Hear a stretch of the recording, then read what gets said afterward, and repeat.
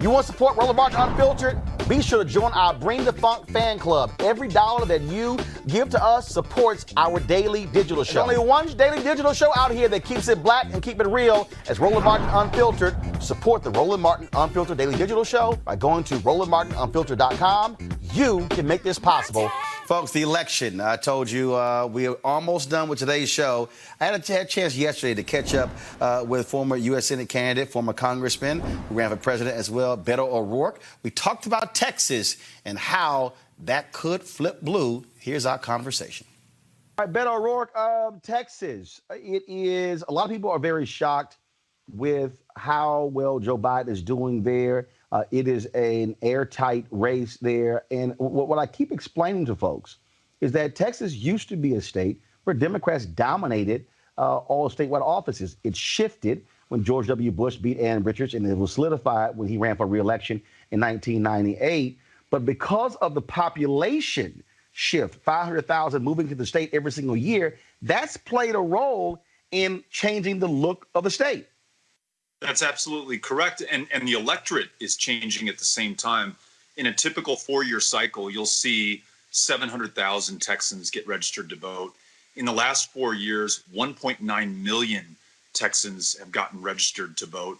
And it's contributing to the blowout numbers that you're seeing in Harris County, home to Houston, Texas, where on the first day of early voting, 128,000 people cast their ballot, which was double the high water mark in the last presidential election early voting total, and more than all the ballots cast in the state of Georgia. And it's not just happening in Southeast Texas, in North Texas, Denton County, Collin County, both beginning to trend blue, are turning out at record numbers, more than 100% greater than the 2016 total. So you're right, population growth, electorate growth, and then amazing candidates up and down the ballot, especially at the state house level, where primarily you have women of color, and black women in particular, who are running and exciting an electorate. And I think instead of helping them, they are going to be the ones who help to bring Joe Biden across the finish line on election night. I want to talk about that point right there because Reverend Dr. William Barber has often said one of the reasons why Democrats fail in the South is because they don't even bother to campaign. I remember 2008. That was significant. I mean, I remember sitting on the set of CNN and my family telling me about the lines stretching from the elementary school to the highway in Cedar Hill, Texas, on the primary night voting for Hillary Clinton and Barack Obama. And I was on the air telling that story. And Texas Democrats were just really excited. Obama wins, and then nothing. It just sort of fizzled.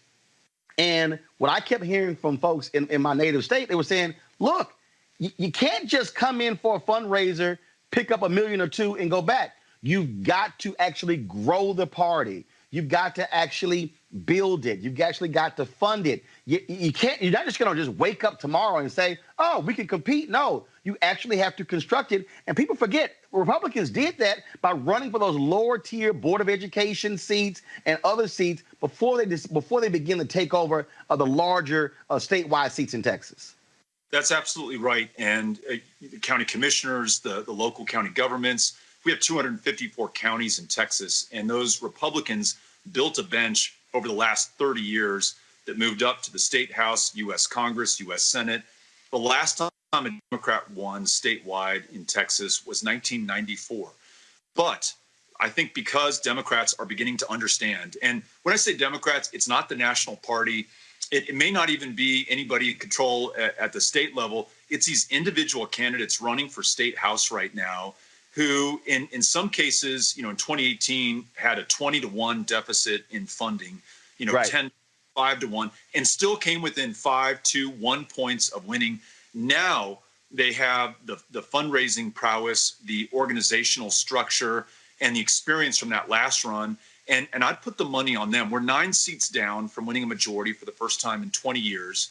And in 9 of those districts we need to pick up, I actually won more votes than did Ted Cruz. So we know those voters are there. Mm-hmm. We know more voters have been added to the rolls since then. And then I would hand it to these women who are running. And again, women of color who look like the communities that they want to represent. They're the reason that so many people are registering to vote. They're the reason that so many people are turning out to vote. And if Joe Biden claims 38 electoral college votes from Texas, becoming the first Democrat to do so since Carter did it in '76, it will be owing to those women who had the courage to get out there and run these races in the first place. And to your point, they will begin the process of building that bench that allows us to win congressional, U.S. Senate races, and really Texas take its rightful place in directing the course of this country's political future for the better with Democratic control. So a big, big election for Texas and for the country right now. And I remember, and again, I think for folks who don't really understand, how these elections work. I mean, I remember when you had Democrats. I remember John Cruzo, longtime judge in Dallas. Republicans swept nearly all countywide positions in Dallas County. Cruzo had to run as a Republican in order to get reelected. Then, all of a sudden, the shift began to happen, and all of a sudden, Democrats began to wipe out Republicans across the county. Same thing happened in Harris County. And the Republican legislature got scared to death. You talked about those 9 House seats. That's why in 2017, they got rid of straight ticket voting, because they saw how Democrats have been mobilizing and organizing. I was there in Houston in 2018, traveling with those 18 black women who all got elected on the judicial side. And so Republicans, and I dare say, I really believe that the actions of Governor Greg Abbott to say only one mail drop box, I believe that has less to do with Biden, Harris versus Trump, Pence, and more to do with those 9 House seats. In addition to that latest voter suppression tactic, he just announced this week that he's going to spend 7 figures shoring up those Republican incumbents for the state House. So, make no mistake about it, Republicans understand where all the marbles are right now. It's not necessarily the top of the ticket. Even the U.S. Senate race, as important as both of those elections are, it is the state House. This is their last chance to hold on to power for a decade, because if Democrats win, as you know, in 2021, they will be at the table when redistricting takes place. There you go. Because of the 2020 census, we'll pick up at least 3 new congressional seats. And we either continue to racially gerrymander Texas, not my words, but the words of a federal judge in 2017, or we begin to draw people back into our democracy.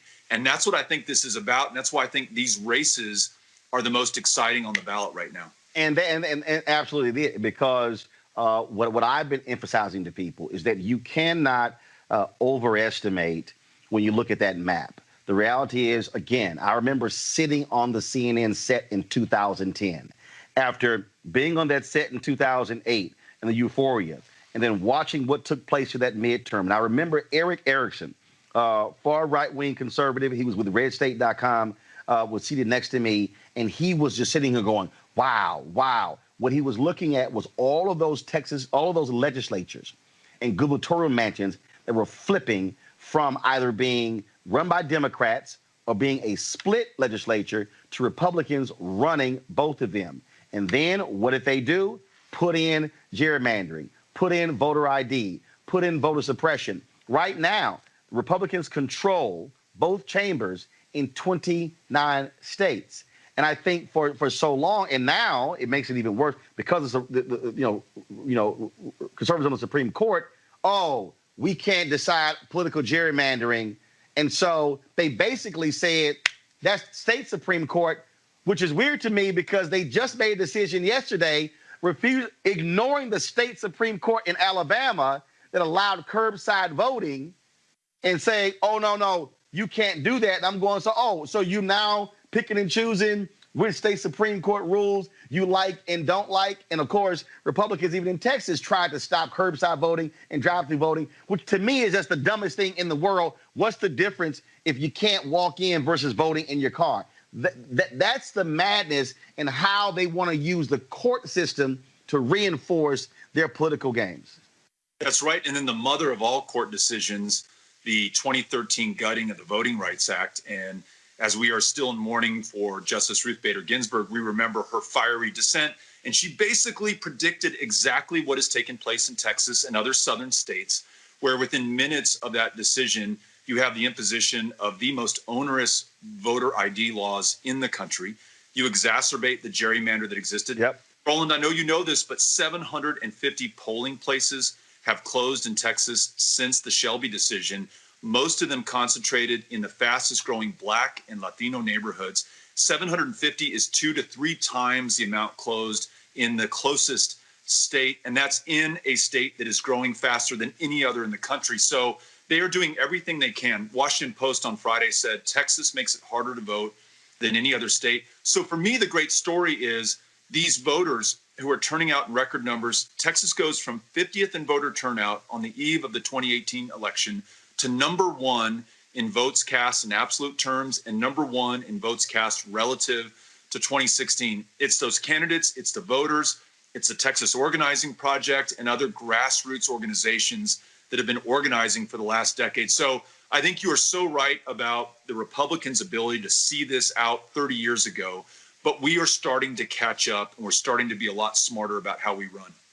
Couple things I want to ask you about, and that is first, I remember 2012, and it was election night. It was election night.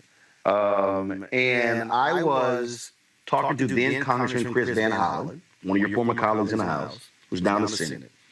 And I said, Congressman, if y'all would invest or work with your major donors and really invest, I said, 50 to 100 million bucks, Georgia, Texas. I said, you got to get those 2.1 million eligible but unregistered Latinos registered. I said, the model is what Ceek and CORE and others did and other groups did in the 1960s. He basically blew off Georgia ever turning away from red. And same as Texas. I said, what are you talking about? The numbers are there. So what does Stacey Abrams do? What do they do there in Georgia? They put the work in. They go there. She gets within 30,000. Really, we know she wins because of voter suppression by Kemp. I argue the same thing. I believe you can't focus on trying to register Latinos in Texas and those black folks who are unregistered in Texas only during the campaign season. I think you've got to move in armies of people to South Texas, to West Texas, to East Texas. They got to live in those communities, as Ella Baker said, touch the stick, take your college clothes off, put your overalls on, and go listen to those folks. I think it has to be that sort of intensive effort to say, if we target those 2.1 million, or now it's 2 million, even if you are able to get half to register, that's a million. If you look at the numbers in Texas, 70-30 vote Democrat, Republican, that can absolutely solidify the future, but you got to put that level of investment in over a 2, 3, 4 year period for it to pay off in a presidential year. You're absolutely right. And I would give credit. I mentioned this group earlier, the Texas Organizing Project. They essentially work to register and then turn out low propensity Black and Latino voters in Harris County, in Bexar County, in Fort Bend County, and Dallas County. So they're very targeted on 4 metro counties. And, you know, while, and look, there's a strategy to this, and I'm sure it makes sense, but I really see Biden-Harris chasing that white voter in Pennsylvania who may have been a lifelong Democrat, may have voted for Barack Obama, then voted for Trump, and we're trying to get them back. Maybe we will, maybe we won't. But these voters in Texas are our voters if we will only invest the time and the attention, the 100%. Show some respect. Yeah. Look, I mean, I've been saying that for the longest because, again, who are you more likely to persuade? Someone who's already probably going to listen to you versus somebody you're gonna put over. And again, numbers don't lie. You look at the electoral college in Texas compared to Pennsylvania. You don't need Pennsylvania or Ohio if you win Texas. That's right. And here's the other thing that I don't think enough people have thought about. Pennsylvania, we learned from how long it took them to count the votes during their primary. It may take days or weeks for us to know the total after November 3rd in Pennsylvania, where we're all investing so much money. Texas, which did not expand mail-in voting, Texas, which counts its mail-in ballots starting on October 30th, Texas will know the numbers on the night of November 3rd. And if it's called for Biden, 38 electoral college votes, to your point and to the math, it then becomes impossible mathematically for Donald Trump to claim victory or try to steal the election or contest it in the courts or take it up to Amy Coney Barrett on the Supreme Court. It is over. And Texas has that power. And you could spend a fraction of what you're investing in Pennsylvania, Wisconsin, and Florida and put that into Texas because of all the great work that others have done. Yep. And you can get there. And you saw the Quinnipiac poll, 47 to 47 yesterday. The Morning Consult poll today, 48% Biden, 47% Trump. Doesn't mean it's a slam dunk or a sure thing. I know that. What it does mean is that this is possible with a little investment. Well, and that's why last point here before we got to go, that is, this is where I wish you had Democrat funders. I wish you had a Democrat Sheldon Adelson.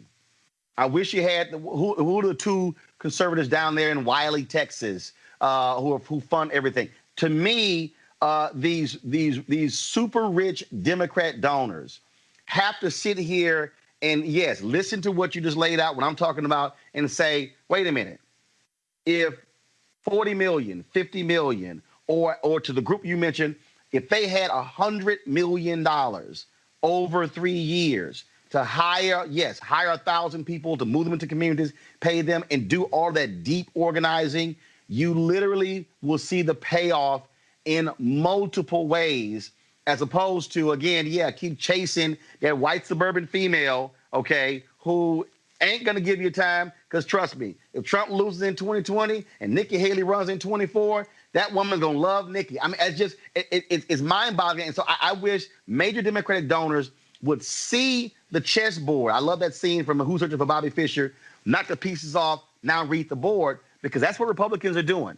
They are seeing what's going on. They are seeing a more diverse America is a death knell for their party, which is why they're trying to lock down the courts to control whatever a multicultural America passes in the city, county, state, school board, and Congress. If they control the courts, they say we can actually control the laws. Your final comment.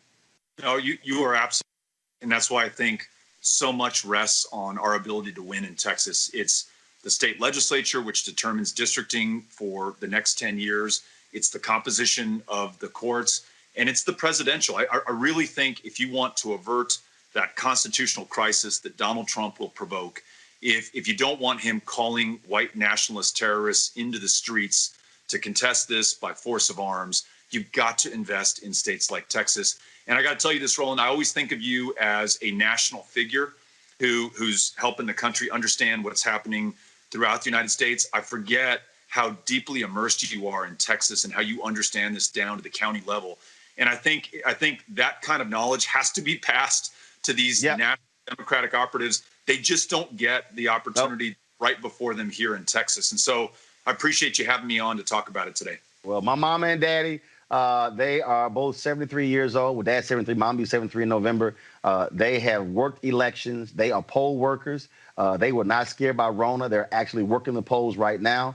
My sister, her daughter, they're poll workers.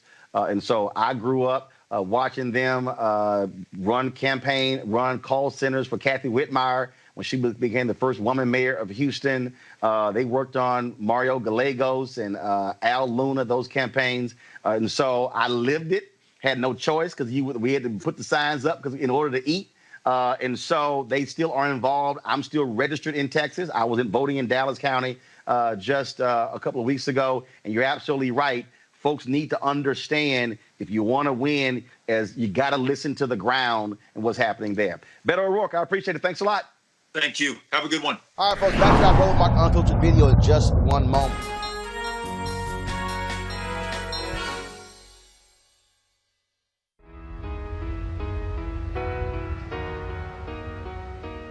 After I caught my first felony when I was 17 years old, I felt like basically I ain't count. My probation told me, you can't vote, you got a felony. It just made me feel like I wasn't wanted or I wasn't supposed to be involved. My mama told me, like, son, you need to get involved. There's a lot of things going on in the world. Your voice matter. And I'm like, I ain't got no voice. I can't vote. And she's like, oh yeah, yes you can. So I called my lawyers because I wanted to make sure that I wasn't doing anything wrong. And I figured out I qualified. And I just feel like, damn, let's do it. To me, it was an accomplishment. Like, damn, like I graduated high school or something. Look what we done so far. it still need to be 10 times better, but you gotta vote. That's what changed the rules. That's to change the laws. I really felt good voting, like, because I was told I couldn't, or I was told I wouldn't be able to clean up or get away from my past, and look where I'm at now. When I voted, and I was able to be a part of where I live, which is here at home in America. My voice mattered.